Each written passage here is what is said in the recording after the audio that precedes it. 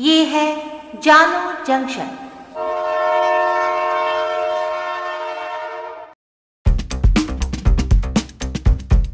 नमस्कार, आज है 14 फरवरी 2022। मैं हूं पूजा वर्मा और आप सुन रहे हैं जानो जंक्शन पे Hindi news podcast news rail. पहले मुख्य समाचार। उत्तर प्रदेश विधानसभा चुनाव के दूसरे चरण में बम्पर वोटिंग। दोपहर 3 बजे तक 9 जिलों की 55 विधानसभा सीटों पर 51.93% मतदान हुआ। बीजेपी ने पर्दानशी महिलाओं की पहचान करा के मतदान कराने की मांग की है। पोलिंग बूथ पर पर्दानशी महिलाओं की पहचान के लिए महिला सुरक्षा कर्मियों की मांग। साइकिल पर वोट करने पर स्लिप कमल का निकल रहा। सपा के इस आरोप को चुनाव आयोग ने बताया निराधार। कर्नाटक में हिजाब विवाद के बीच फिर से खुले स्कूल, हाईकोर्ट में हुई सुनवाई। मनरेगा पर सख्ती की तैयारी, अब बिना काम किए नहीं मिलेगा पैसा। अब समाचार विस्तार से। उत्तर प्रदेश विधानसभा चुनाव के लिए आज सोमवार को दूसरे चरण की वोटिंग हुई है। इस चरण में 9 जिलों की 55 विधानसभा सीटों पर वोट डाले गए। मतदान सुबह 7 बजे से शुरू हुआ, जो शाम 6 बजे तक चला।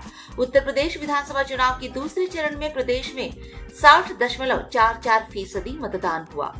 दूसरे चरण के मतदान में सहारनपुर, बदायूं, बिजनौर, मुरादाबाद, रामपुर, संभल, अमरोहा, बरेली और शाहजहांपुर के कुल 55 विधानसभा क्षेत्रों में 586 प्रत्याशी मैदान में हैं, जिनमें से 69 महिला प्रत्याशी हैं। कोरोना संक्रमण को मद्देनजर रखते हुए मतदान केंद्रों पर खास व्यवस्था की गई थी। यहाँ पर्याप्त मात्रा में sanitiser, mask, gloves, face mask, thermal scanner, face shield, PPE kit और साबुन पानी का इंतजाम रखा गया था। वहीं गोवा में शाम 5 बजे तक 75.29% और उत्तराखंड में 59.37% मतदान हुआ। बीजेपी ने पर्दानशी महिलाओं की पहचान करा के मतदान कराने की मांग की है। पोलिंग बूथ पर पर्दानशी महिलाओं की पहचान के लिए महिला सुरक्षा कर्मियों की मांग की गई है। बीजेपी का आरोप है कि पर्दानशी महिलाओं की पहचान न कराने से हो रहा है फर्जी मतदान। केंद्रीय मंत्री मुख्तार अब्बास नकवी ने बताया कि हमने चुनाव आयोग से कहा है कि तत्काल इस पर कार्रवाई की जाए, क्योंकि विपक्षी दल महिलाओं को बुर्का में बूथों पर जाने के लिए और बिना पहचान दिखाए मतदान करने के लिए कह रहे हैं। श्री नकवी ने बताया कि इस मामले में उन्होंने चुनाव आयोग को जानकारी दी है और फर्जी वोटिंग को रोकने के लिए कदम उठाने का आग्रह किया है।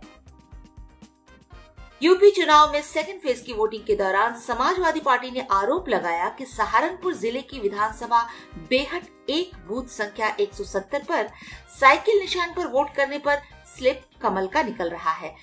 चुनाव आयोग कृपया संज्ञान लेकर निष्पक्ष मतदान कराना सुनिश्चित करे।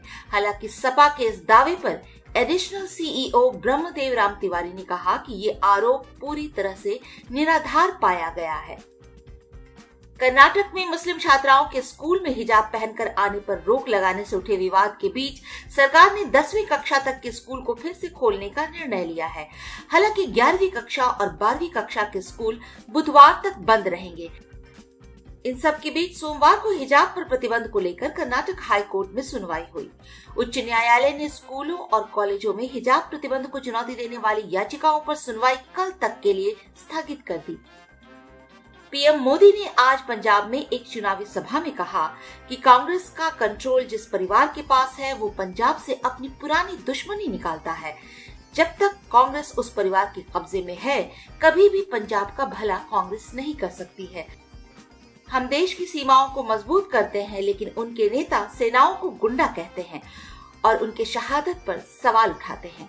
हमने 1984 के सिख दंगों की जांच के लिए एसआईटी बनाई और पीड़ितों की मदद की, लेकिन दंगे के आरोपियों को पार्टी में बड़े पद देकर कांग्रेस ने हमेशा आग के जख्मों पर नमक छिड़का। मोदी सरकार भ्रष्टाचार और अन्य गड़बड़ियों पर लगाम लगाने की कड़ी में एक कदम आगे बढ़ाते हुए मनरेगा कानून को सख्त बनाने की तैयारी कर रही है। अगर ऐसा होता है तो इसके बाद मनरेगा के लाभार्थियों को बिना काम किए पैसा नहीं मिलेगा। इसके साथ ही बिचौलियों पर भी लगाम लगेगी।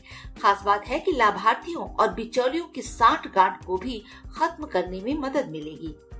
एक शीर्ष अधिकारी ने बताया कि पिछले 2 साल के दौरान ग्रामीण रोजगार कार्यक्रम में काफी गड़बड़ियां देखने को मिली हैं।